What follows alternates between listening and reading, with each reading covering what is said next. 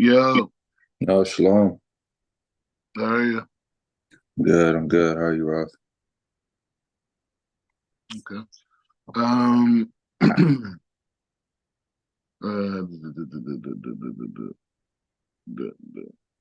me ask you, I don't know if you got a chance to, but did you get a chance to, um,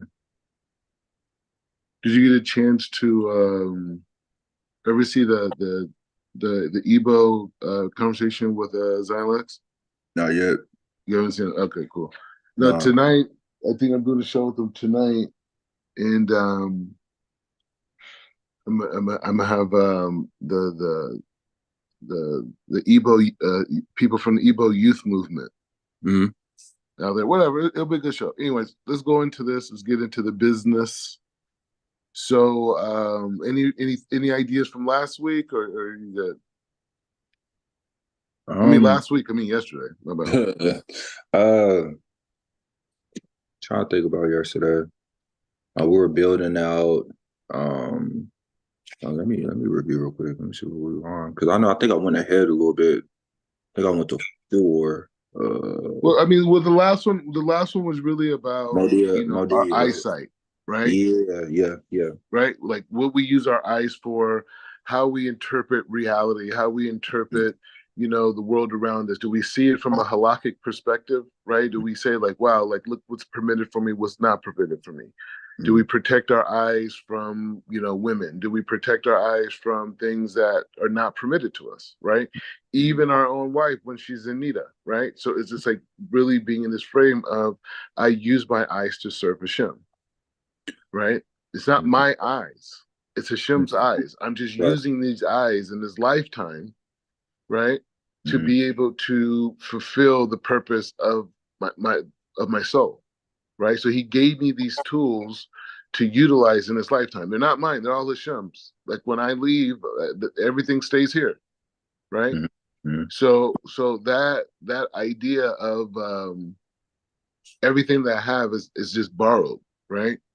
So we're still in that place, and we're building up that hashkafa of separating this ego consciousness around God's creation, and understanding that everything that we have is a loan for a certain amount of time to be able to do as many mitzvahs as we can in this lifetime. That's it. That's the whole game. Mm. Because the life continues on. There's another lifetime, and for many of us, another lifetime, and another lifetime, another lifetime.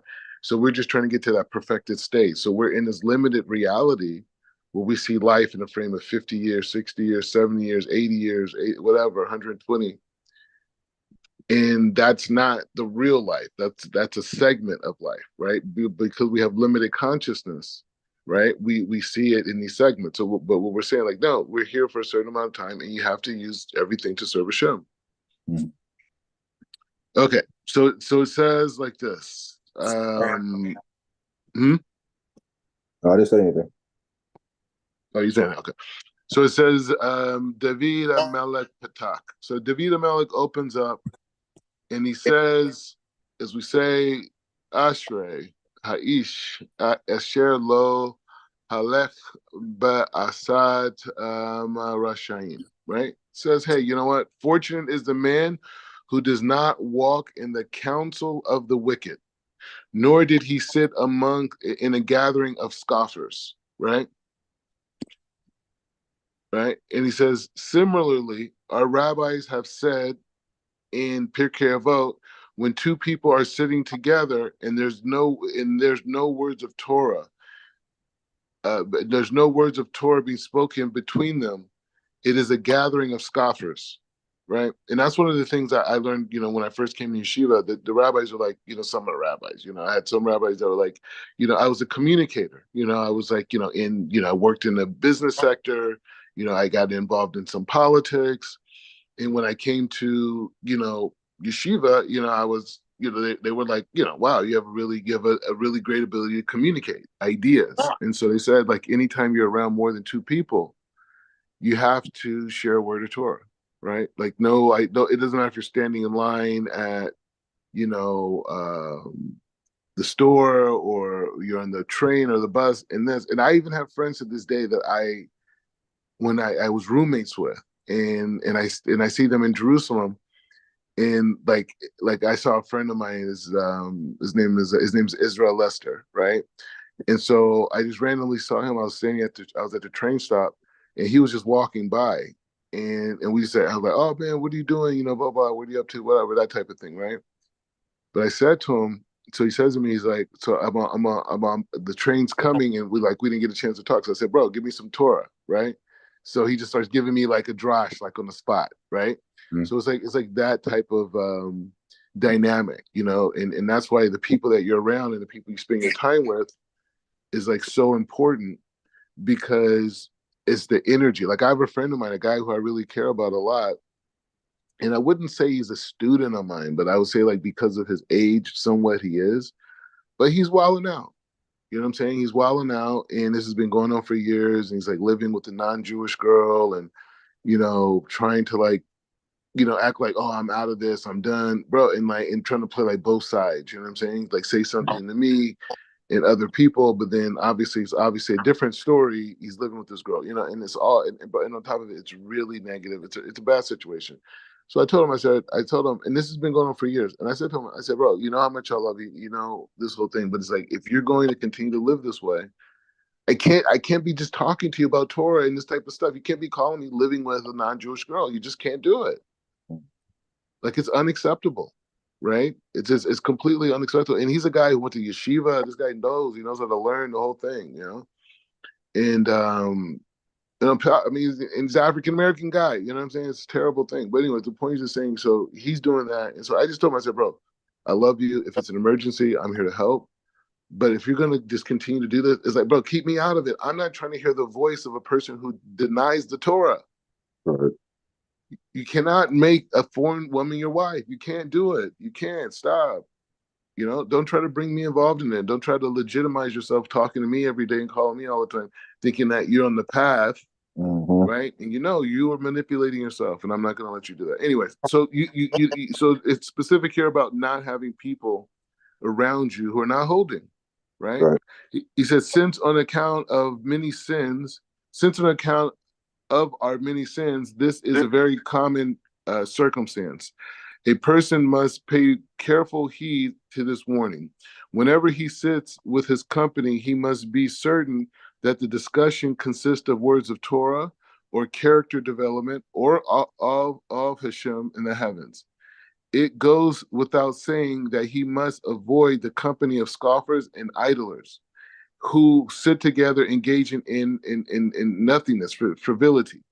And he says, and for in the course of their endless chatter, their inevitable come to utter words of mockery and degrading speech, thereby giving rise to harmful forces that inflict damage upon the soul. Hey, just hanging around people with low conversation, they say now, oh, low vibration people, right? That's what the secular world said. He said, hey, this is straight damage to your soul. Mm. Therefore, whomever fears the words of Hashem will distance himself from such company. Thoughts, reflections. It's I had a I have a friend of mine who I kind of had to do the same thing. I mean, it's obviously not on the level of like the guy you're talking about. That's pretty intense, you going to yeshiva and all that stuff. But my friend was kind of on the same path. I had to kind of take a step back from him just because, like, I remember I called him. It was one day. It was I think it was Rosh Hashanah, and I called him like, "Hey, bro, let's dive in." He's like, "Oh yeah, bro, I had to work." I'm like, "Whoa, what you mean? You didn't have to work. You chose to work. You know what I'm saying? Like, what do you mean?" He's like, "Oh no, I had to whatever, whatever." And then the next day, he's like, he's sending me Torah. I'm like, "All right, that's cool." And then I just started like hearing like stuff like on Shabbat, he's doing this, he's wild. I'm like, bro. So I was like, you know what, man, I gotta kind of just take a step back from me for a minute. I love you. You know what I'm saying? I got you. I'm You have to locked fall in. back on it. Yeah, because I'm at the point, like I remember my wife had to tell me one time, she was like, "Hey," she was like, you gotta calm it down." I'm like, "What you mean?" She's like, I almost feel like you're not relatable." I'm like, "What do you mean?" She's like, "All you do is talk to her." I'm like, "I don't know what else to do." I was like, everything that I say, like I view everything through the Torah. This was a few years ago. And I was like, I try to view everything through the Torah. So like every conversation, instead of trying to pivot it back to some secular wisdom, I'm gonna go to the Torah. Like that's the source. You know what I mean? So it's like having that conversation, like, because the homie I'm talking about, when I would call him, I'm like, bro, let's get in this tour. Like, I'm talking tour for hours. You know what I mean? And he'll kind of like, he want to talk about this, about that. I'm like, nah, bro, it's nothing but tour. We sitting at a table, we're eating food, and we ain't talking tour. It's an abomination. You know what I mean? I'm on that. You know what I mean? So I feel you, and it does have an effect because the people that you're around, they can bring you down in a sense. So sometimes, you a decent is for another ascent, but it's like you got to be on that same level, that same vibration. You know what I mean? Hey man, you know, you just and it's out of love. That's the key thing. Is out of love. Like I want to chill with him. This guy's a brilliant guy, bro. He speaks different languages.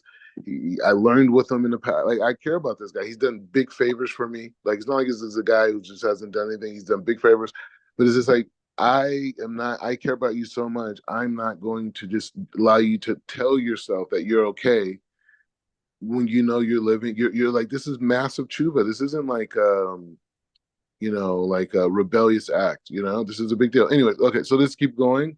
Vedad lach ki yesh yesh chat echad hitsonim hanikaraim case. You're gonna love it. This is gonna be a famous word for you. Kesilim. Foolishness. Kesilim. Right? That's the key word. So it says like this. So it says Kesilim, right? And it says you should know. So this is where it gets freaky. You should know that there is a certain category of malignant spirits called Kesalim, wicked fools, that have been appointed to appear to a man walking along a road at night. Sometimes they appear as a group of men and they seduce them into joining their company. Sometimes they appear in the form of a in a as an inn or a hotel, shining forth a light to entice them to approach. He believes that he is on the way to a nearby hotel or inn, but they draw him further and further away.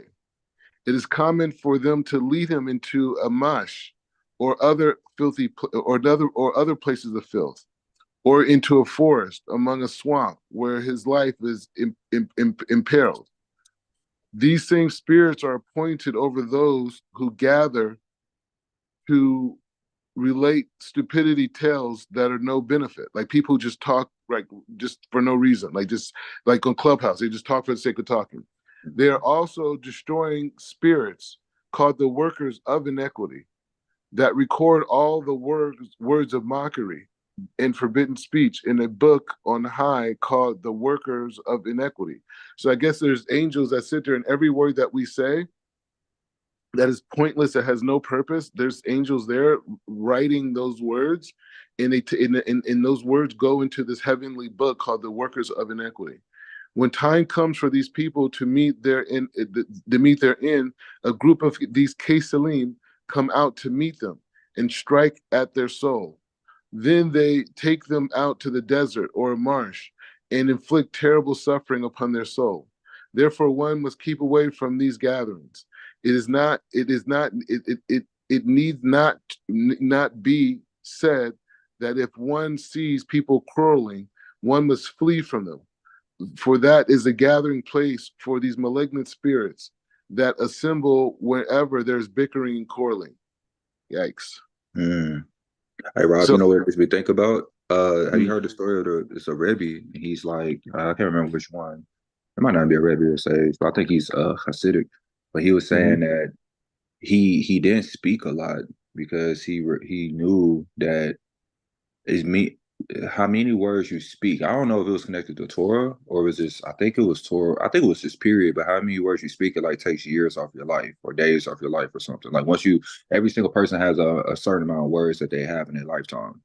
So he was like, Mm. the more quiet you are, you add additional years to your life. And then he went to Torah concepts. And I was just like, wow, thinking about that.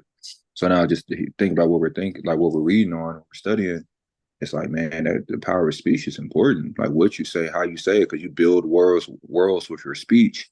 And it's like if you're not connecting to, the Torah, to the Kisei Hakavod at all times, like what worlds are you building? Like Exactly, what are you exactly. building? No, it's very deep, very deep. No, you're right. I mean, that's the. That's the point, right? In it's saying that there are spirits that appear in forms, right? These particular spirits, right? And what are these spirits? They're in environments where people are fighting and Mhm. arguing, and they want to entice you into them. So you're walking down the street at night, and you see a group of people that are arguing and going back and forth. Maybe you see the movie, the guy shooting dice or whatever, and you Yeah. just stop by and then you get into the conversation, and now you just got sucked in to the situation where now these spirits are now becoming attached to you, right? And he says, and once you attach to these types of spirits, they could even appear like as like places. Like you'll see like you'll be walking somewhere and you'll see a store far away. You're like, oh, okay, that's the store I'm looking for. And you'll just keep walking towards that store. And if more you walk, the more you walk, the store just keeps going further and further away because you're not in that you've now attached to this the reality where you're controlled by these spirits, and you go further and further away, and then you end up like in this terrible neighborhood, or you walk down the street and it's a terrible neighborhood, and there's some guys that you got a problem with are standing over there, right? So it's just saying that like even the physical reality is altered by what we engage in, not just the fact of what we say, but even the environments, right? So it says umeze tu kala le sayer figam ha pigam, sorry, ha ma'adarim ha devarim or davarim telelim bevet ha kaniset. So he's saying the Bivek Kanisa, the shul. And he's saying, and from here we could deduce the harm that one is done by speaking frivolously inside of a synagogue, a holy place. A place is sanctified, designed to reverberate the sounds of the songs and praise and supplication. Ve'ata re'ema shekitiv ba zohar. Perek Truma. So it says Parsha Truma. And so it says, he said, it's written in the Zohar in Parsha Truma, woe to the ones who converse in the synagogue. Fortunately, I see this a lot. He has no portion in the God of Israel. He is the he detracts from the faith of the king. Examine the rest of what is written there, because I have greatly I labor in this matter. He says he's talked about this before. He says we are his people. He says he's greatly abbreviating what he's about to say. It's much deeper than what he's going to say.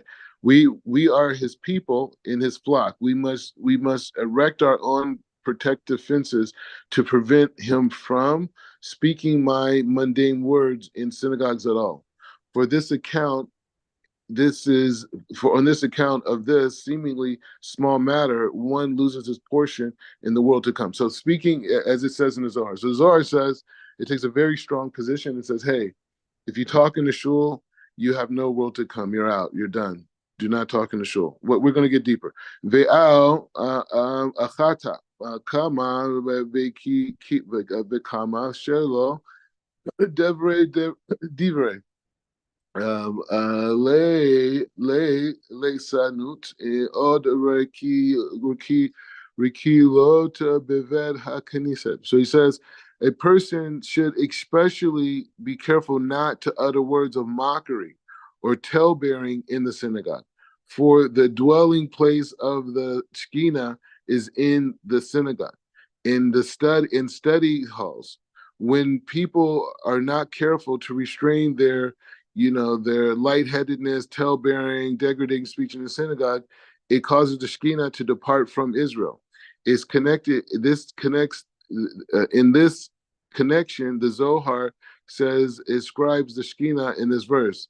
It brings, and he says, and there in the dough found no resting place. So they're connecting this verse to that idea. And he says, as a result of this sin, numerous synagogues have been destroyed to our because people have allowed the others have allowed the side of evil to mix into the camp with the Shekhinah, which was to have been entirely holy. It is not good to bring foreign matters into holiness. Therefore, a person should be careful whenever engaged in holy matters, do not cause malignant spirits to mix into it. Heaven forbid. We'll keep going.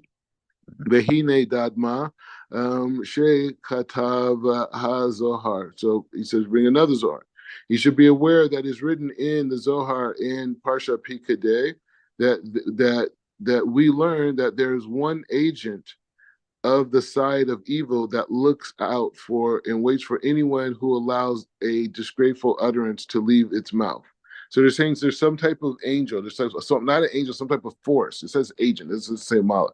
Is there some type of force that exists, some entity that exists that waits for us to say anything disgusting, any curse word, any bad statement, anything, whether it's be whether it be whether it be decent, degradatory speech, tale-bearing, not telling the truth, mockery, or anything similar. And after utterance, and afterwards utters words of holiness, the agent accompanied by the malignant sport. Okay, so wait. So there's an agent there that is there around us all the time that's listening to everything that we say. This agent, once we say words of holiness, like we say Torah right now, right? So say before I was rapping, some sexy red lyrics, or I was cussing someone out, right? Then I get on here and then I give a share, right? And I say all these holy words. That agent accompanies by the malignant spirit. So what happened was he says, and afterwards utters words of holiness, right? You'd say all these things and you say words of holiness. That agent, accompanied by other malignant spirits under its command, then goes and takes the holy words that we say and defiles it. So the speaker receives no credit from it. The malignant spirits take those words of holiness and derive and annul the power with their speech. Woe to the person in this world, woe to him in the next world. And this in the cause of this is and the cause of all of this was excessive speech. For in the course of speaking excessively, it is impossible to avoid the mixture of good and bad, and bad in good. The side is there, though this is the side of evil, gains power and strength. So he says so he says if you talk too much and you talk, and it's something, because I love communicating, right? So it's something that, like, learning this, it really and sometimes I like to argue, and I'll argue at someone's level, right?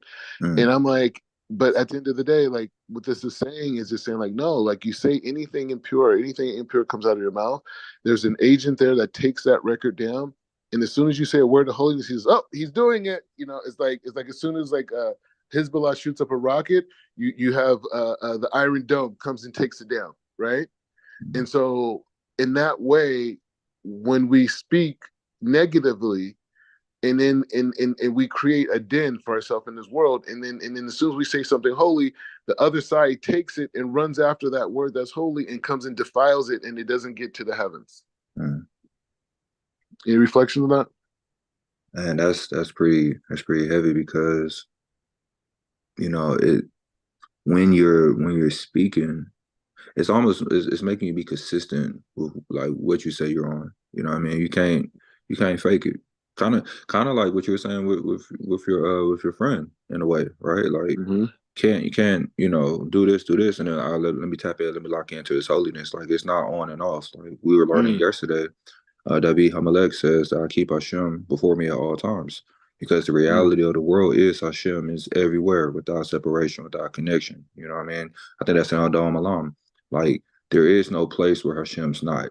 So you should conduct yourself as if you're in front of the king at all times. On a small level, you see it with like holy people. I'll use pastors like in the African American community. When people get around pastors, they speech, it cleans up. You know what I mean? They straighten up. They get in front of that pastor, like, oh, oh.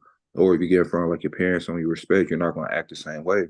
It's like Hashem gave us that example. I even more so. The King of Kings is around you at all times. Every square foot that you step on, every inch of reality has his presence there if you allow it to be there. If you allow Hashem's presence to be there, it's there. So it's like just I'm getting from this just to be consistent, be true. Don't be, you can't fake this. You can't fake the funk. You know what I mean? If you're really about this, be about it. Because if you're not, there's consequences. Not punishment, but consequences. That's Big all. time.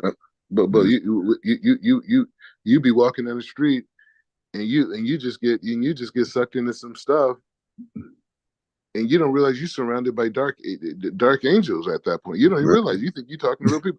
That's how serious this game is out here, man. Mm-hmm. Mm-hmm. Hey, how many people we know have got caught up on situations that you're like, how did you get caught up on that? Like you're a Right. professional, Right. right? Mm-hmm. That's what's happening right now. So it Mm-hmm. says Al Kentov Yoter le Adam le Hargil Piv nope. So Ule Shonot Be Devrida Nira Umasar. So it says, therefore, it's better for a person to accustom his mouth and tongue to uttering words of awe and acknowledgement, and to be speaking the holy tongue, which is refined language that benefits their soul. Our rabbis explain that the entire nature of the person's speech can a person's speech one can discern the source of his soul on high. If he's accustomed to speaking um, uh, or words of oh wow, so if he's speaking words of was it imprecations, was it was that Imprecations. imprecations Mm-hmm. or words of condescension contention. I can't read English anymore. I'm telling you. So, anyways, Yeah. so the word no, I'm just like it's like I'm like really trying to pronounce it like I'm like a Yeah. foreigner. Could you Well, be? Could you be? contention. All right. So, anyways, the words of contention or just confrontation. It is clear that that soul is from the side of evil. So they're saying the sages say that you can see what side of the world, what side. There's two sides where the souls come out. It's the side of impurity and the side of purity. Those were the two souls come from that exist in the world, right? Mm-hmm. And so the and then you could argue say there's three. You could say there's a side of purity where the Siddiqim come from, and there's a side that is kind of like a mixture, and then there's a side where the people come from the evil side. And so he says you could tell what side the rabbis have a thing where you could see what side a person comes from of the universe, where their soul derives from by the words that they speak on a consistent basis, Mm-hmm. right? Which is also a really big idea when you think about the music we listen to. You know what I mean? Like if you could get up there and say that stuff, man, you got a different type of soul on you, man. I can't go up there and say that. I'm not built like that. You know what I mean? Yep. Yep. All right. Yep. Anyway, so let's keep going. Hey So, Rob, Rob, I want to one thing I want to say. mm, Uh mm, I think it's in where it's talking about, the nature of one's speech. You can discern like their soul.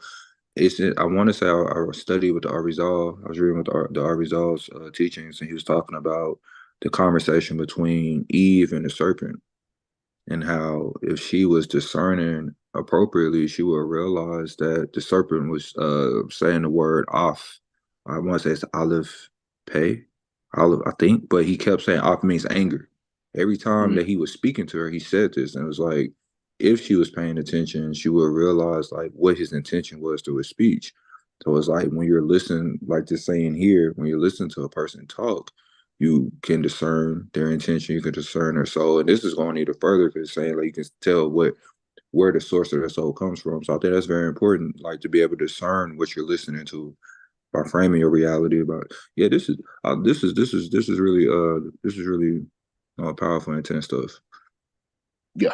Yeah. And this is the refinement Mm-hmm. in the studies that we have to do to refine our behaviors so we can be a Makam Kedusha, a place where Hashem can rest his Shekhinah. Like when we are Mm-hmm. clean and we live clean, it's like it's not like people think like, oh, following Torah is such a dedication, it's hard work, and it's everything. Mm-hmm. Yeah, to a degree, it is. But what is the benefit? Like if you're going to go to work every day, you're going to make money, right? And so it's like, Right. so if you're going to live every day, why not live to draw the Shekhinah? Mm-hmm. So so let's keep pushing it. So it says, okay, so if he's accustomed of speaking these words of condescension, that is clear that his soul derives from the side of evil, the source of the serpent and the viper. He is not from the holy stock from which the mixed multitude.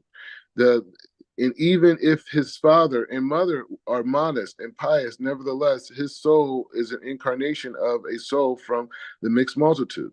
Yeah, his soul, yeah, he says souls from the multitude, and he says at the same is true if his mouth utters frivolously or like silliness and cruelty.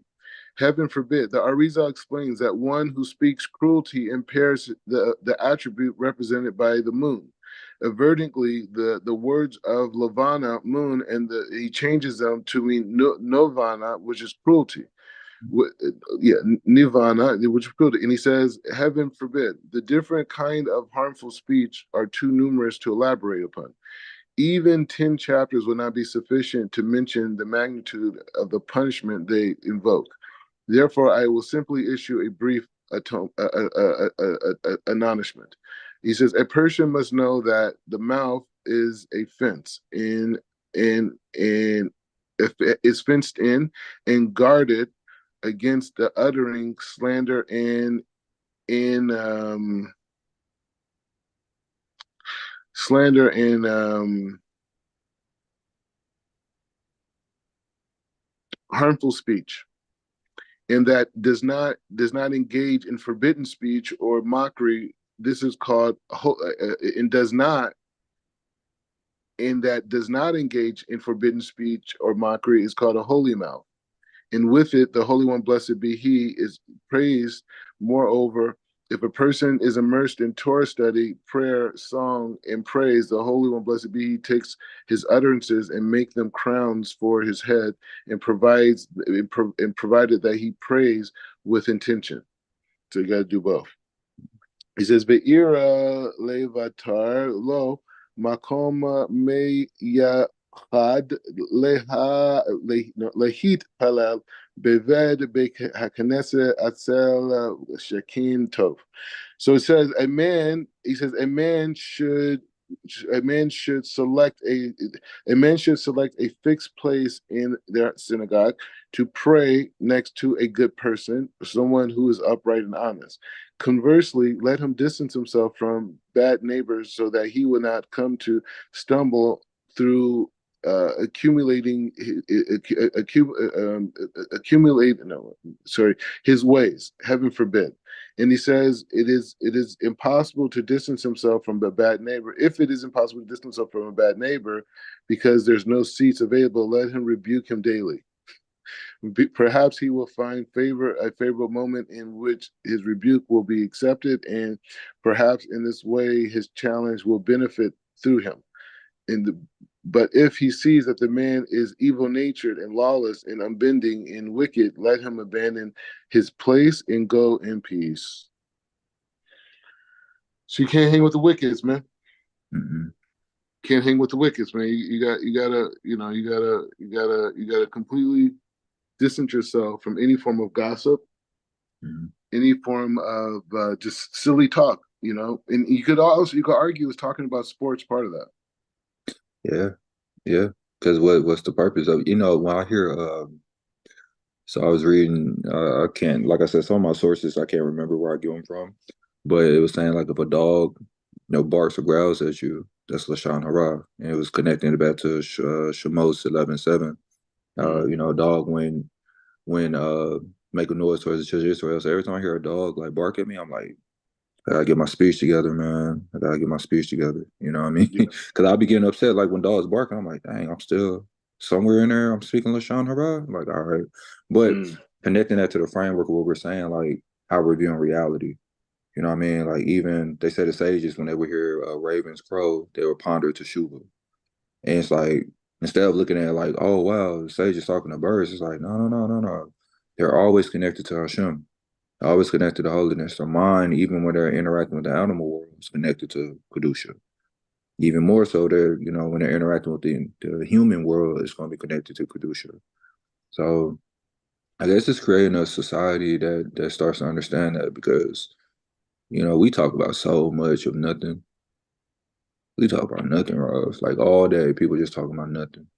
And Sports, movies, politics. I mean, like the words serve no vessel. It's like what we talking about. So the key thing is we're not going to do it, and Right. once one person breaks that matrix, is things like this spread. You know what I'm saying? Mm-hmm. So that's the key is to be that place of kedusha. So this is Shulchan Aruch. So what we do, we're learning, we're going hard. We're going hard, like in a very concise direction, where we're learning really high level kabbalistic musar, and we're learning, halakha, right? And we're learning it through the Kitzur that does a beautiful job of explaining the simplistic aspects of learning it. A lot of it is in Ashkenaz Shita, which is not really the main point right now. The main point is getting a grasp on halakha in being able to, connect to the ways of living. So yesterday, um, we talked about netilat yadayim, right? Mm-hmm. And the dynamic of washing our hands. The day before that, we learned about Modi Ani. Mm-hmm. And ironically, Modi Ani was very much in line with the chapters we were learning in Kav Hayashar. Mm-hmm. So now this is the third chapter, and we'll see what it's about. It looks like it's about some modesty. Kitiv vehatse nea lechet lechet ima alecha lefichach sarika haadam lehayot senua senua bekol re'archotav. So he says, "It is written, you shall walk with modesty with your God." This is there. It is therefore necessary to be modest in all your ways, thus putting on or removing your shirt or any other garment on your body should be very careful not to uncover your body. You should always put on and remove garments while laying under the cover, laying in the bed under cover. You should not say, "I'm in private, I'm in dark." Who will see me? Because the Holy One, blessed be He, glory to the entire world, sees, and to Him darkness is like light. Blessed be His name. Modesty and shame bring a person to submissiveness before Him. Blessed be. So this is a big thing. So I remember when I remember when I first came to Israel and I came to yeshiva. I had roommates, right? And it was like really the first time really ever like I had roommates. When I was younger, I had siblings, and we, lived in the same house, but we, had our own rooms type of a thing.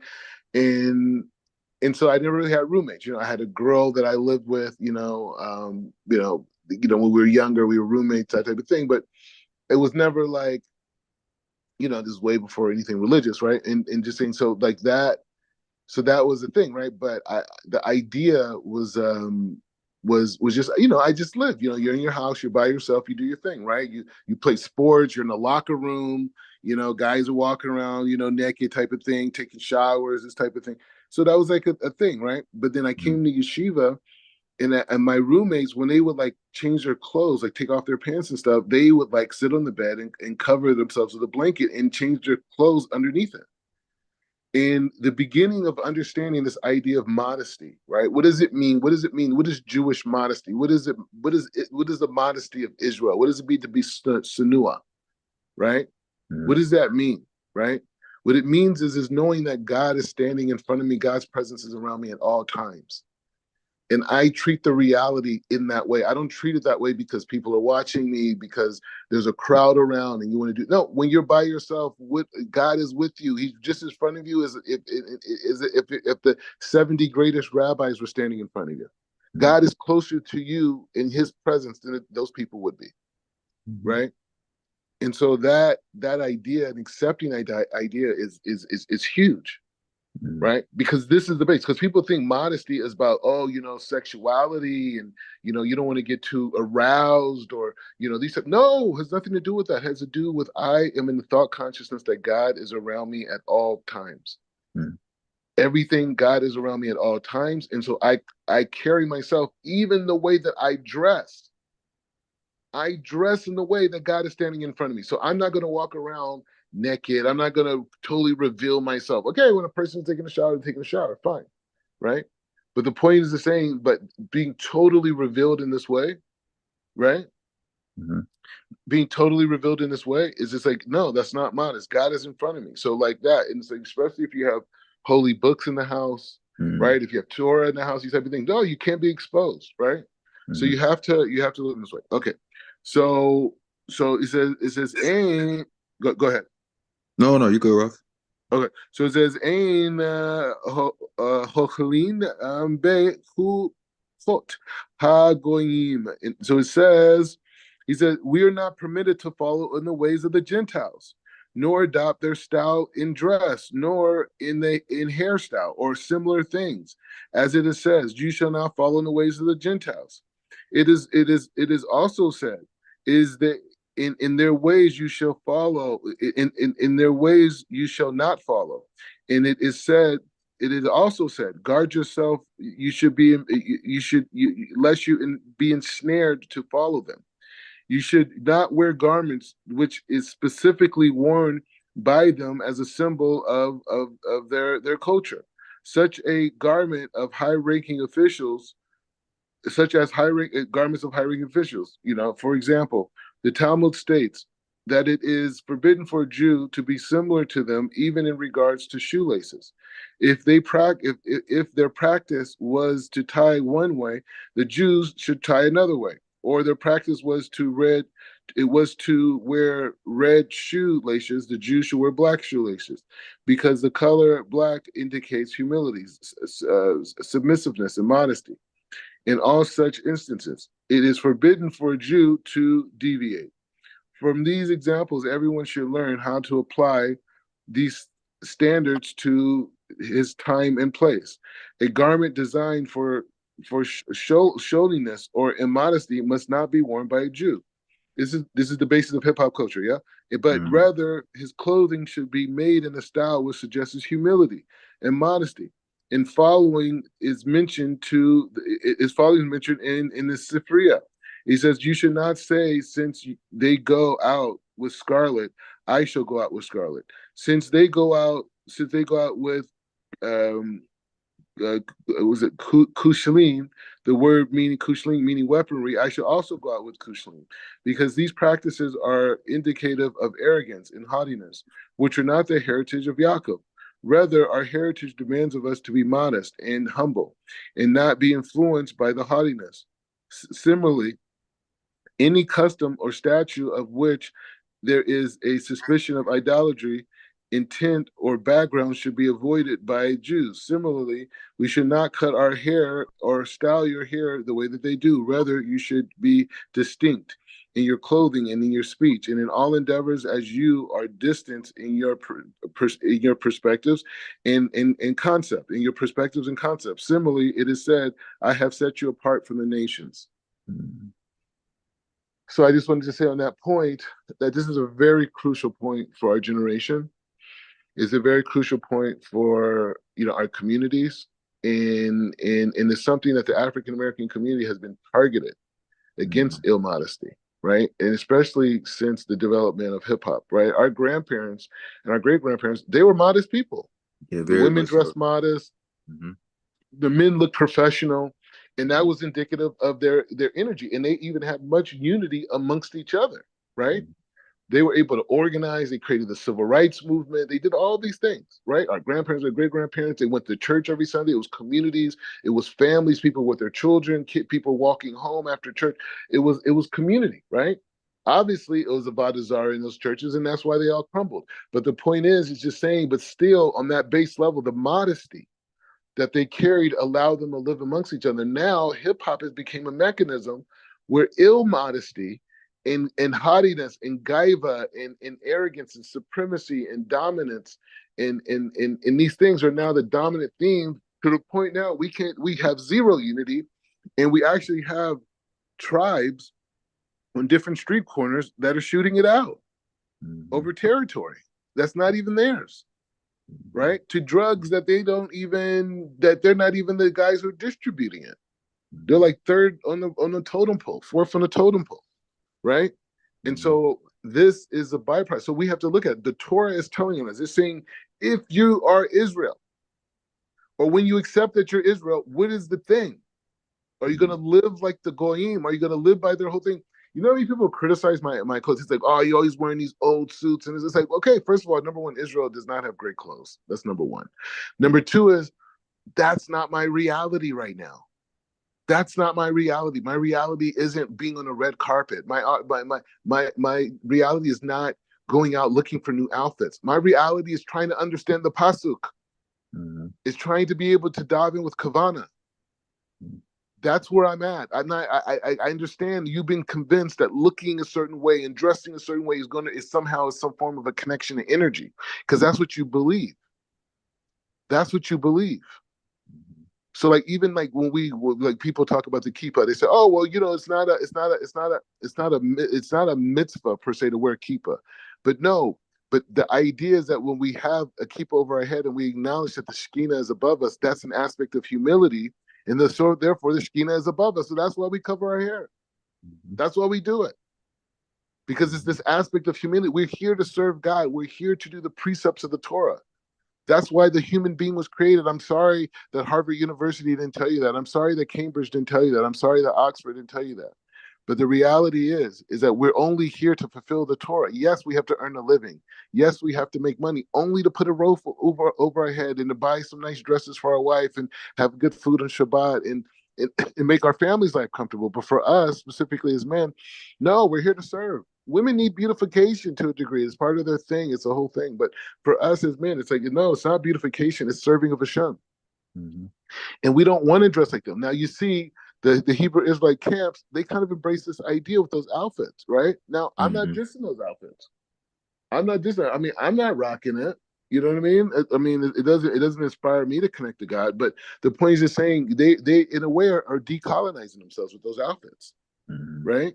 And so you Mm-hmm. have to take notice of that. So he says, "Lo, we're just going to fly through it.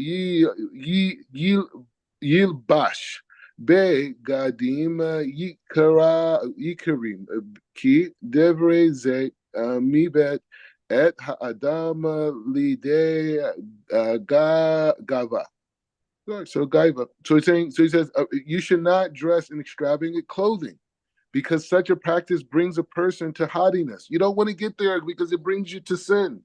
And you should wear you should not wear tattered or solid clothing and appear repulsive in the eyes of people. So you shouldn't look bummy either. You shouldn't walk around like, oh, I don't got anything. I'm dirty. I'm disgusting. I only care about God. No, you shouldn't do that. You should dress normal. Rather, you should dress in a moderate, clean, in moderate clean clothing. A person should sell should a person to even sell the beams of his house in order to buy shoes for his feet. So you shouldn't be a bum, and you shouldn't be, Puff Daddy, right? You should be able to have a middle ground where you're just a modest person because you're not getting your energy based off of how people perceive you. You're getting your energy by serving the Torah, by serving God. That's how you're getting your energy. You haven't bought into the fake system that says if you make this amount of money, you got this education, you buy these clothes, you buy these purses, you buy these cars, that you're going to be fulfilled. You've elevated past that consciousness. You've said, no, I'm in the world of Hashem, right? I'm in this realm. So it says Leafy She Masinu She Hayamin He Ha Shuva Ba Torah Le'inian Ve'avoda Uli Anayin Bohen Yad Ko Bohen Ve'Regeled Shel.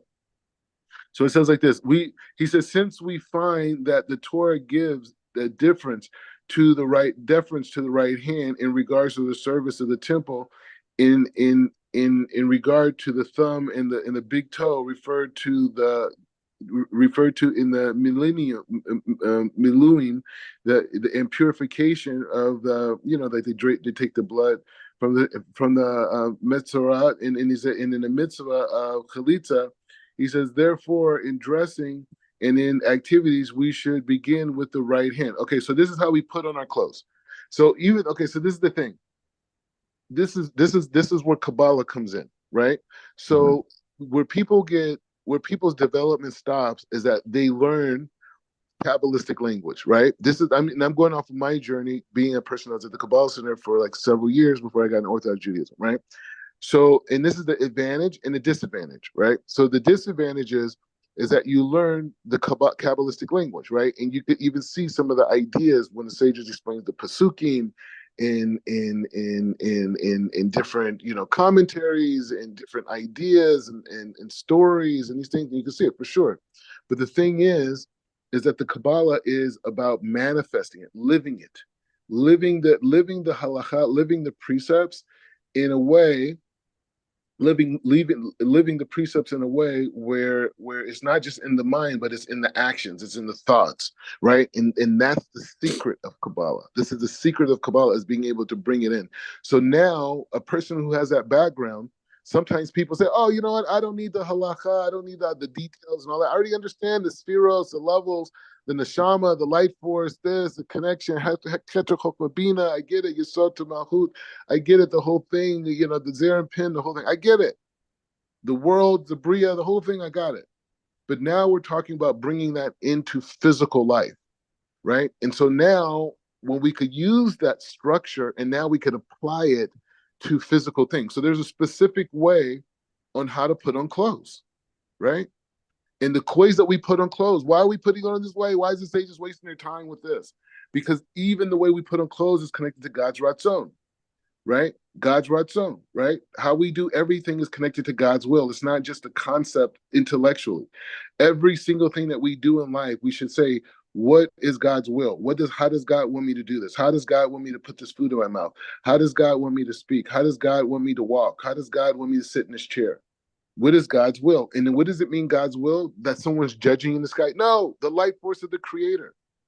So what do I need to do to adjust myself to be in a position to receive the light of the creator? Right.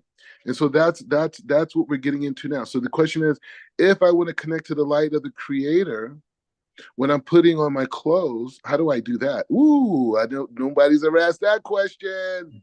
Okay, Mm-hmm. so let's go. Therefore, in dressing and in activities, you should begin with the right hand and right foot, as opposed to the left, or the left hand or the right foot. When removing shoes or other clothing, you should first remove the left, because it shows respect to the right. However, in regards to trying to lace, the left is held higher esteem because we tie the tefillin on the left hand. Therefore, when you tie your shoes, you should first tie the left. For example, the shoes that must be tied, you put the right shoe on without tying it, and then you put on the left shoe, then the left shoe, and tie it, and then the right shoe. This is also applies to other clothing. So let's get this straight. So Kabbalistically, let me ask you, what does right and left represent? So right is Chesed and left is Gevurah. Okay. So since you have that matrix, now you could apply it to what just says. Mm-hmm. When you put on your clothes, just read it again. So it says, when dressing, therefore in dressing in other activities, you should begin with the right. You should begin with Hesed, right? And he says when you remove, he says in the opposite, as to the opposite of the left, right? So when removing your clothing, you should remove it from the left. So what does it mean if I remove? What energy am I connecting to when I'm removing from the left? You're asking, you're connecting to, so the left side is Gevurah. So So it's like if you give too much to the left, though, isn't it like more Sitra Akra? Like if you're everything with the left, or you're that open no, up no, a. no, no. It's saying when you put on your clothes, you do it Mhm. through the right side, Right. right? When you take off your clothes, you take it off to the left.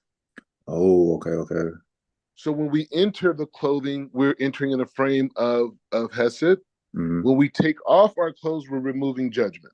Okay. You see that? Yeah, I got you. I got you. And he says the same thing is regards to tying the shoes.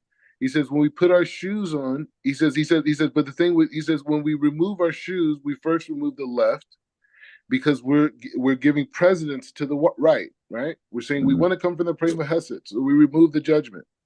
Therefore, when tying the list, he says, but when tying the shoes is different. We put on the left first, right? And then wait. No, wait, let me no. We put on the left first, right? Because we usually tie it wrap tefillin on our left, and then the right, right? But then when we put on the right, we tie the right side first. Mm. Does that make sense? Mm-hmm. So Hey, anyway, Rob, so this is the Kabbalistic way of putting on clothing, I right? wanted to ask you, Mm-hmm. so it's something I've been doing. So like when I like wine, right? So you got red wines connected to Gavura. So I try to always pour wine with my right. And then when I reach for the cup, I try to always reach with the right because since wine is Gavura, like it's red is Gavura, and it's like I don't want to reach with my left. You know what I'm saying? Like it's double Gavura, and I might not be on the level to handle double Gavura. Is that like a right intention, or is that a little like is there something else with the wine and right and left? Yeah, I mean You it's get it's what a I'm saying? tradition. I mean it's a Okay. tradition is that a So that per could be like my minhag. I could start with my, like for my progeny. It's like, hey, we reach with the right on the wine. We pour with the right. We reach with the right when it comes to red wine. Okay, I got you. Yeah, yeah, no, 100%. But that's the way that I mean, I think the Zohar talks about it making kiddush that a person should have it in their right hand. They Mm, should have a cup. We'll get into kiddush. We'll go into it, but just on that okay. point that we hold it with our right hand in the cup if the cup that we have is not see through, because a lot of times the sages teach that you should have a crystal cup, that the Mm, people who are at the table, like your wife, could see the wine herself, because if mm, she can't see it, so argument, did she fulfill the mitzvah when she heard you say? So if you have a regular cup, like right now, I don't have my see through cup. You know what I'm saying? mm, So I have a regular cup that's not see through, right? Or if I go to someone's house and I make kiddush and I don't have my cup, I'm making by them. So I'm making their cup. So what I would do is you pour the wine, you have your wife pour the wine into her cup, you have it in your cup, and while you're reciting the blessing, you over the wine, after you finish, you drink it, and then you pour that wine inside of hers. But the whole time while you're making the blessing, she's visualizing and seeing the wine herself. You see what I'm saying? yes. Yeah, I do. Yeah. Sure. No. Okay. So it says. Okay. So it said Yezihar Mila Malabosh Sheni Hagadim Hayachad Beyachad. Sorry, Beyachad. He says, and you should be careful not to put on two garments simultaneously, because this causes forgetfulness. Now, obviously, there's a deep Kabbalah behind this, right? But right now, you have to understand that we're just learning the Peshat. We're learning what the halakha is, what the sages say, or what the minhag is in some cases, right? So Mm, it says, Asur lehalik arba'a amot or lehosi mifiv dever she bakara dusha begilui ha rosh. So he said it is prohibited to walk 4 amos or utter a word, utter scarce words with a uncovered head.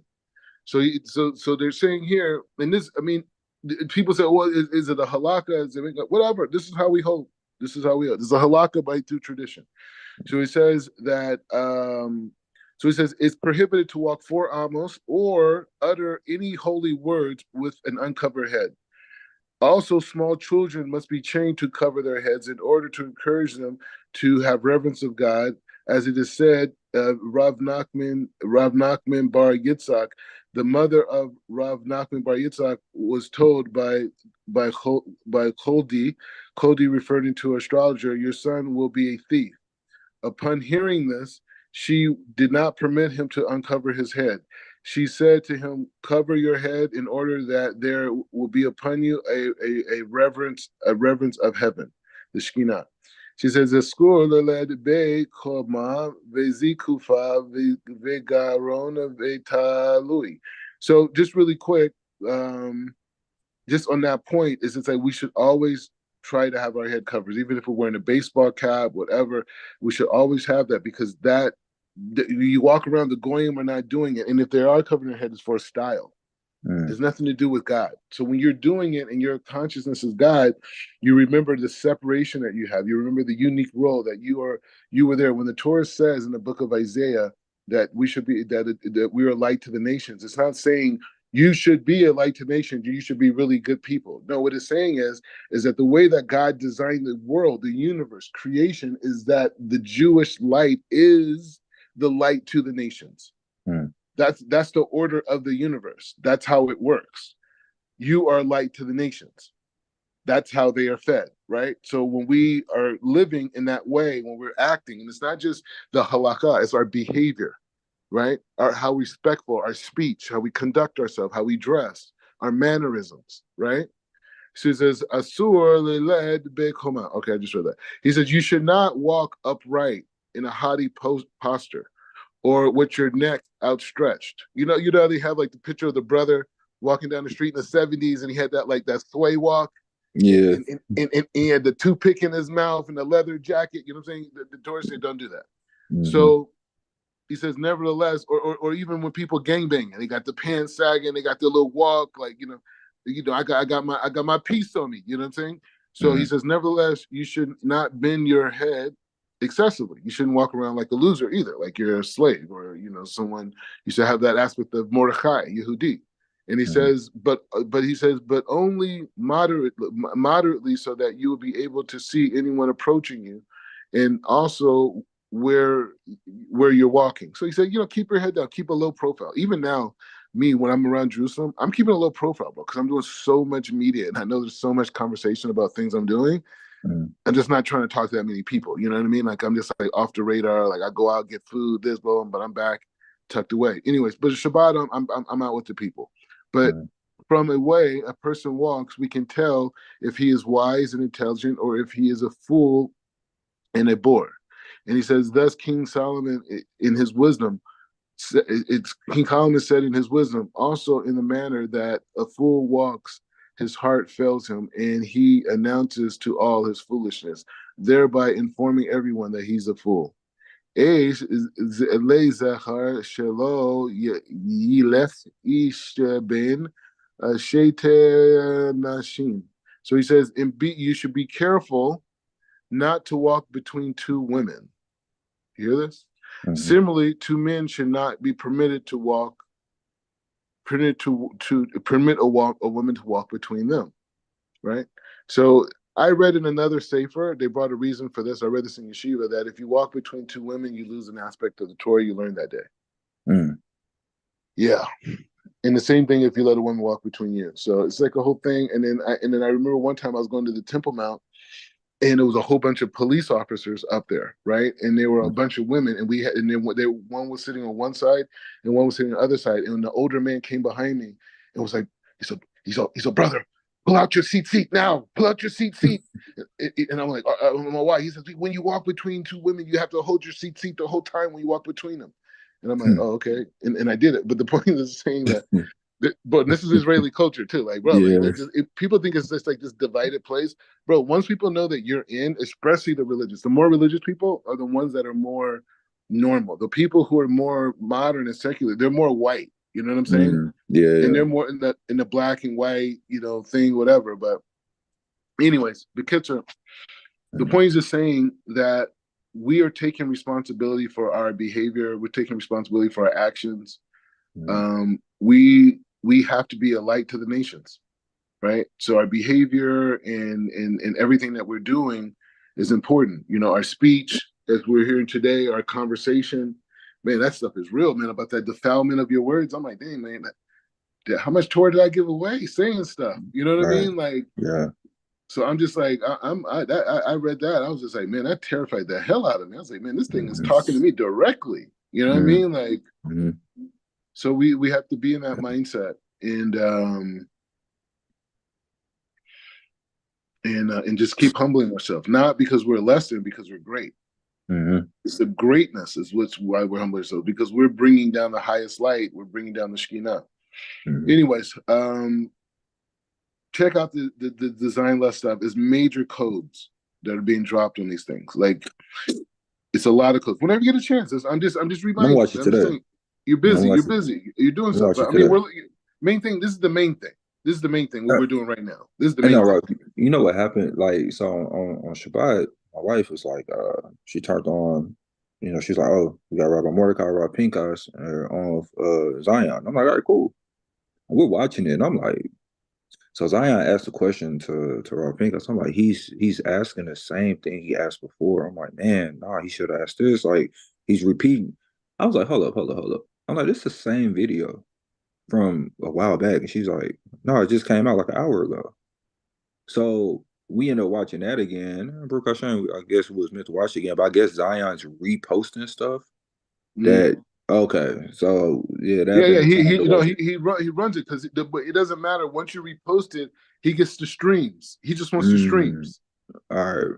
All right. It Yeah, threw that's me how he off. gets his check. So yeah, so he's running interviews like almost like 24 hours a day now, especially on the weekends. Got you. So that Yeah, that yeah, was yeah. an No, opportunity to watch it that video that thing with Rob Zion that thing was done months ago. like that was one of the first two conversations with Rob Pincus. That was like what Yeah, six yeah, yeah. months ago almost. Yeah, it was a while ago. So yeah, I'm gonna check it out today. Bezalel Hashem. Yeah, but no, but the one with the guy from Eboland, That's not what I'm Rob. talking about. Oh, okay, okay, Yeah, cool, cool. yeah, I'm talking about So that it's one. two of them now. But yeah, I'm gonna keep Okay. pounding.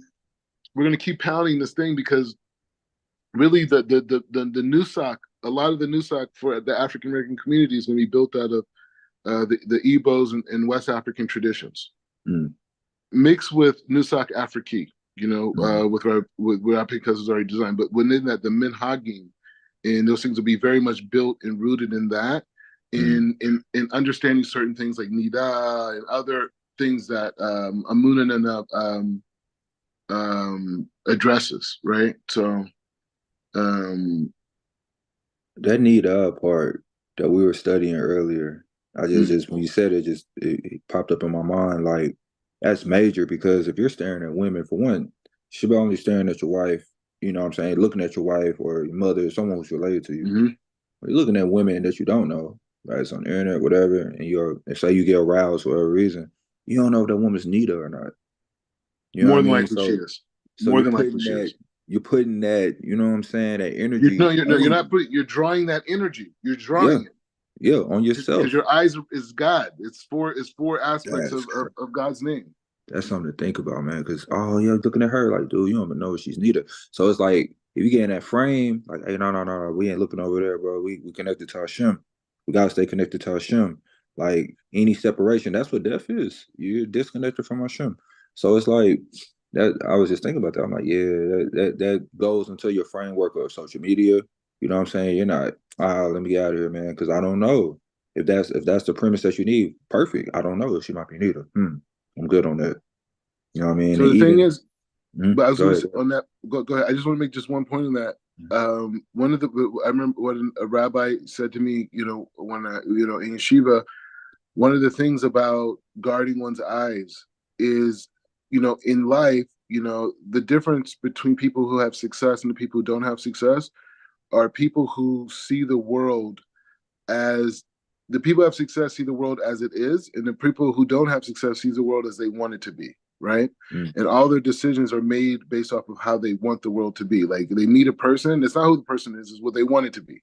They mm, see a business deal, they see research, and they'll get presented with information on what not to do. mm, But because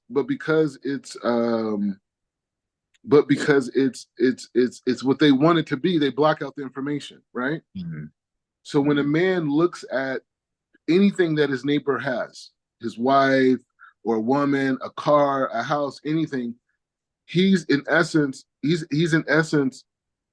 living in a fantasy, right? mm, Because it's not his. He doesn't own it. He's never going to own it, right? And if he mm, did own it, it would be through foul, through an Avera, right? mm, So it's mm, no way that that's permitted to them. So if a man is looking at women all day, he's looking at things that are not his. People, women he's never going to be intimate with, women he's never going to have a relationship with. He's going to have no tie. He may never see that person again, mm, right? Whether it's on an Instagram feed or walking down the street. So if he's looking at a woman, right? If he's mm, looking at a woman, then from that space, if he's looking at a woman, then he's in a place of fantasy and he's training his mind to be in a place of fantasy. mm. He's training his mind to be in a mindset. Well, it's not what it is. What it is she's not my wife. What it Right. is she's in Nida. So that's what it is. Nah, but what if she was naked and she was wearing this outfit and she was in my house and the music was on in the background? Yeah, and we had that oil that they had in Diddy's house. You know what I'm saying? Mm-hmm. And that whole thing, then you're in, that's the world that you're training your mind. You may be doing that 20, 30 times a day, Mm-hmm. 40 times a day. Those are Mm-hmm. your reps. Right. 40 times a Right. day, you're in a place of fantasy of things you're going to never have, never connect to. And then what do you think the rest of your life is going to be like? Mm-hmm. So when we block that temptation, when we block looking at anything that's not mine, then we're going to acquire. I think, hey, maybe this is the reason why so many of our Jewish brothers and sisters are so into real estate because it's real. Mm-hmm. We're not sitting there investing in chains and in fantasies. Well, if I buy this, I'm getting a fantasy of who I am. Mm-hmm. This car is a fantasy of who I am. Mm-hmm. No, let's buy things that are real. Let's put our Mm-hmm. money together for things that are real. But the key thing is for men is to stay away from this idea of staring at women and looking at women in sexual ways, diverting our attention from God, putting ourself in situations where one sinful thought leads to another sinful thought. I heard two approaches. One, some people I know, some guys that I knew what I was learning with, they went hardcore where they would just walk down the street with their eyes to the ground. That's what they went. I never really went to that level. But I heard another explanation of a rabbi say, like, the first look, you get a free pass. The second look is gonna take you out. Mm-hmm. So you could look up and see a woman and you're like, wow, what, whoa, beauty. It's a real thing. I mean, it is what it is. Mm-hmm. Beauty, right? We're not in Saudi Arabia, right? Mm-hmm. But then you come back and you say, hey, you know what? But that what I saw is not permitted to me, and that's it. And you keep moving. But when you look again, that's the fantasy.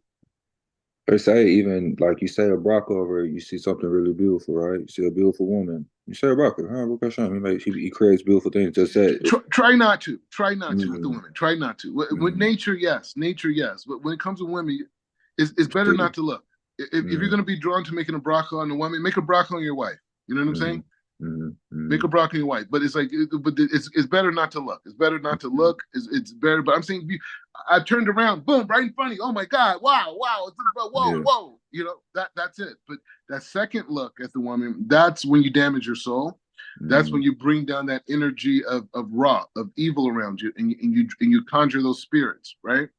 In this idea of being able to also, think about, because, like, I hold that many of the African Americans are Tinok Shanishba, people like myself, yourself, and many other people are in this frame. And much of the culture that we experience today is actually created by our people. Mm-hmm. So I wonder, like, how we assess this idea of following the ways of the goyim in terms of our dress and our style, because we're imitating that. Now the issue is, maybe it's not what we dress like, but what is our intentions by why we're dressing. Mm-hmm. Is the Mm-hmm. clothing there for us to serve Hashem? Mm-hmm.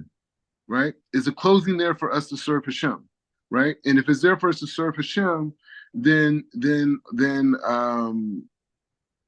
if it's there to serve Hashem, then I want to be able to put an emphasis on the serving Hashem, and not the clothing, right? And so that's the idea. But anyway, so let's do this. Tomorrow, same time, we're gonna start chapter. We're in chapter. Is it chapter 5 now or chapter Yeah, 4? chapter five. Chapter five and Kav, Boom. and then chapter four and Shulchan Oh, Aruch. you're right. You're right. You're right. Because we're one Yeah, week, but good point. we're Good one point. off. Very good point. Yeah. So yeah, so we do that, and so we're doing good. We're blazing through. And this is how we're going to learn. This is how, when you start with somebody, you're going to also, when you start teaching, you're going to also be in the mindset of, okay, hey, you're working with somebody. First thing, behavior. Mm. Hey Ralph, yesterday, Mm. one of my friends. So it's a young lady I met when I was in college. She's from Compton, right? Well, she's from Long Beach, but her family's from Compton. So we became really good friends. She's married now. I'm planning on, my spouse, her spouse, me, like all that, like really, really good people. But she called me yesterday. We hadn't talked in a while. And she was just like, she's really been in the word. She's Christian, but she's really been in the word, da, da, da, da. And she asked me a lot of questions. I told her, like, I'm studying with my rabbi, I'm learning a lot, whatever. And while she's talking to me, I'm just thinking, like, she's like, y'all really want to learn? I'm like, all right, babe, we can learn. Call me, whatever. And I'm like, where will I start at? Like, where will I start with her? 'Cause I was thinking to myself, I'm like, it's so much like to give. So how do I give in a way that can be received? It's a lot of hesed, got a lot of hesed. I want to give, but you gotta have that gabora to narrow it down so it could be useful. And it's just Baruch Hashem that we're talking about this right now. It's like start with behavior. You know what I mean? Because I'm assuming she's gonna call soon. Her husband was right there. He was listening to us. So it's like I'm assuming they're gonna call. They have two young kids, very young children, like I think like 3 and like 2 or 1. So I'm thinking to myself, like, Baruch Hashem, like maybe my influence, the influence that you put upon me, that I can start spreading that to others. And like, where do I start? So Baruch Hashem, like, start with behavior. Even start with what I'm learning now with you. You know what I mean? Because I'm gonna do this with my wife on Shabbat. I normally try to like go through the whole week and Exactly. learn. That's your main student. Your main student is Yeah, the wife. yeah, so that's what I want to do. Like everything that we learned this week on Shabbat, we're gonna go through it and break it down step by step. How we doing it. But I'm like, all right, so when I do get the opportunity to talk to people, learn with people, start with behavior. You know what I mean? You gotta start with behavior, and you gotta start with behavior and behavior and behavior, because the Mm-hmm. behavior part is what opens up when you learn the halakha. Now you're holding on to it in a new way, because you don't want to sin. You don't want to be on the opposite side of God's light. You don't want to be on the evil side. You want to be on the side of kedusha, right? And Mm-hmm. so now the halakha becomes your fuel to be able to stay close to Hashem, because Hashem says, okay, put your clothes on this way. Hey, I don't want to put on my clothes and give off the energy of judgment, right? Mm-hmm. So I'm going to change the energy fabric of my clothing and what it gives off when I go outside by putting it on a specific way, Mm-hmm. right? And so Mm-hmm. these are the things that we're talking about. So yes, yeah, behavior is important. I would say like this: the main person, because I would say the biggest, strongest element with me and my wife is that dynamic of learning. Like we were Mm-hmm. like, I mean, she'll be not, if we're, if I'm home or whatever, maybe learn maybe 2 or 3 times a day. Whether it's a part of the parsha. I would say weekly parsha is good with the wife, Mm-hmm. because it creates a system, and it's a story, and it builds off of each other. You know what I'm saying? Mm-hmm. And so you have that, and then with the guys, if he's a serious guy, you should learn with the husband, not her, and you Right. should work with him on behavior.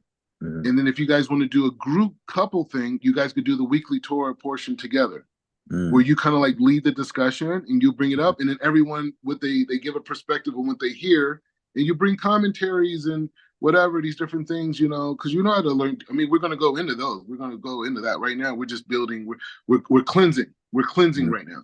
That's what Mm-hmm. we're doing. We're cleansing, and so in the month of Cheshvan, right? And Mm-hmm. so yeah, so that's the thing. Always learn this as much as you can learn with your wife. Not preach, but Mm-hmm. learn, like discussion, and let her talk and listen to her. Me and my wife, for her is more of an effort for her to listen, right? Because she has a Mm-hmm. lot to give over. So everyone is different. Mm-hmm. Some women, it's more like it's better for them to listen, because that's also a way of growing. Some for them is better is for them to talk it out and express, so they could feel that it's a part of who they are. Sometimes girls that um, come from these learning backgrounds and went to learning institutions like my wife, they know a lot. Mm-hmm. So it's transformative for them to have to listen to their husband's perspective, and that's the perspective, right? Mm-hmm. I know there's other rabbis, but this is the commentary we're holding by, my Mm-hmm. commentary, right? Mm-hmm. So you have that, but then there's other women that I dated that their personality didn't know so much, and they didn't feel as connected. So you want them to make it feel like it's theirs. Mm-hmm. Let them talk it out. Let them Mm-hmm. express that. Let them say, and they get to a conclusion, and they Mm-hmm. feel that dynamic. And sometimes it's a combination of both, Mm-hmm. right? Okay. Sometimes it's a combination of both, right? Mm-hmm. So yeah, so that thing is that, but then learning with the wife is everything. That's it. And Mm-hmm. even if you could learn before, intimacy is also very important. Mm-hmm. Okay. Yeah, like while you're clothed and before you get into the fore part, all that Mm-hmm. extra beginning stuff. But Mm-hmm. no, learn a little bit, learn, because now you're putting the mind in l'shem shemaim. Mm-hmm. right? And we could even, I'm gonna even look up some stuff that would be good to learn Mm. before intimacy. You know what I mean? Like, cause stuff that you don't want to make it too dry. And start speaking about cemeteries. You know what I mean? Like, Yeah. you know what I mean? Like, you got to make it like that. But you want the mindset of both people to be thinking about God in that action Mm-hmm. and the godliness of that action and that thing. And for us, at the end of the day, we've never had any type of culture discussion of what healthy spiritual sex is in our culture. True. We our introduction to sex in America was through rape Yeah. and through the exploitation of men for Mm-hmm. breeding. Mm-hmm. So this whole dynamic,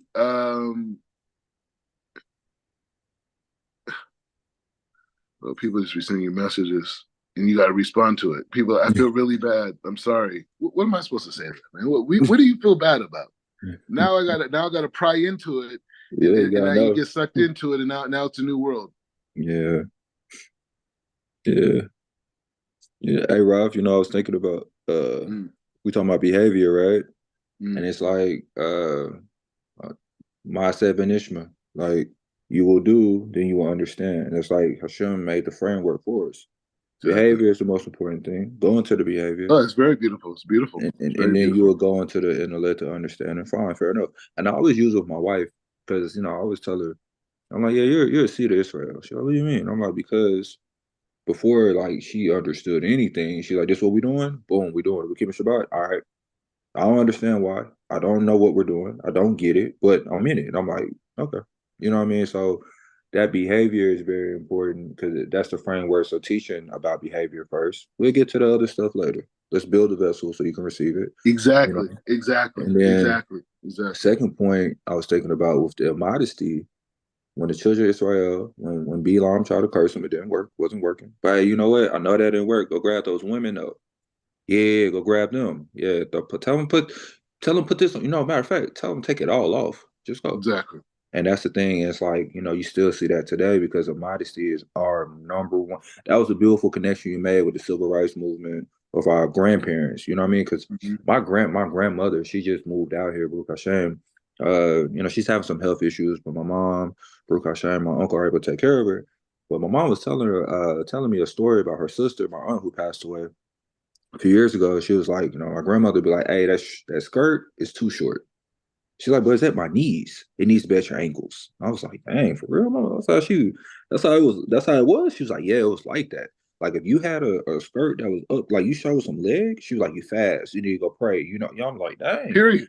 You know Period. what I mean? So it's like, but at the same time, when you see us fall away from modesty and we go into immodesty, it's chaotic. Modesty, bro. We like It's, we modesty. We're not even in modesty anymore. We're it's we're we're, we're, chaotic. we're holding by like like like like like demonic No, it's a like free show. creatures. You know what I'm saying? It's a free show out here, man.